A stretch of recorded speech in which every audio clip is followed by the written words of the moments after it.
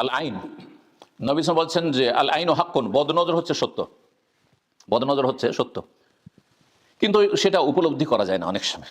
বদনজর শুধু হিংসুকের হয় না, অনেক সময় ভালো মানুষের বদনজর লেগে যেতে পারে। এই জন্য কোনো কিছু দেখতে যদি ভালো মনে হয়, যে আপনি আর কারো একটা গাড়ি দেখলেন খুব চমৎকার লাগলো, কারো একটা ছেলে মেয়েকে দেখলেন খুবই সুন্দর লাগলো, এখন একজন মানুষকে দেখলেন বা তার এলেমের কথা শুনলেন, তার আমলের কথা শুনলেন, বা তার যে কোনো বিষয় নিয়ামতের কথা, বাড়ি একটা দেখলেন আর খুব সুন্দর লাগলো, তাহলে কি বলবেন?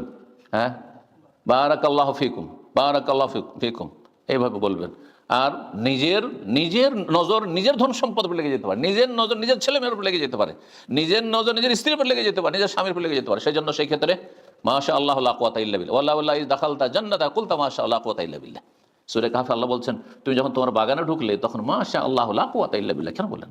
নিজের গাড়ি দেখে, নতুন একটা গাড়ি কিনেছে, নিজের বাড়ি মাশা আল্লাহ একটা বাড়ি কিনেছেন, খুব পছন্দ হয়েছে, মাশা আল্লাহ লা কুওয়াতা ইল্লা বিল্লাহ, আল্লাহর ক্ষমতা ছাড়া কোনো ক্ষমতা নেই, আল্লাহ এই ক্ষমতা শক্তি সামর্থ্য না দিলে হইতো না। তো যাই হোক, যদি দোয়া দিয়ে দেন সাথে সাথে, তাহলে বদনজর লাগার আশঙ্কা নেই।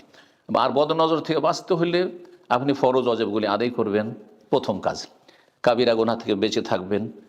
আর যখন আপনি বাড়ি থেকে বেরোবেন, হ্যাঁ, আর বদনজরের আশঙ্কা আছে, আপনার ছেলেটা দেখতে সুন্দর, আপনার মেয়েটি দেখতে সুন্দর, অথবা আপনার গাড়িটা সুন্দর, আপনি সেখানে আপনি দোয়াগুলি পড়ে নেন, সকাল সন্ধ্যার জিকির আজকারগুলি নিয়মিত পড়বেন, ইনশাআল্লাহ তাআলা বদনজর থেকে বেঁচে থাকবেন। যে বদনজর লেগে যাওয়ার পরে চিকিৎসা বিস্তারিত আলোচনা সেগুলি আছে, সেগুলি শুনে নেবেন। আর বদনজর থেকে বাঁচার জন্য যেমনটা বললাম, ফরজ ওয়াজিব আদায় করবেন, হারাম নাজায়েজ থেকে বেঁচে থাকবেন, গুনাহ থেকে বেঁচে থাকবেন। আশা করি সেটাই আপনার ডিফেন্সের কাজ করবে।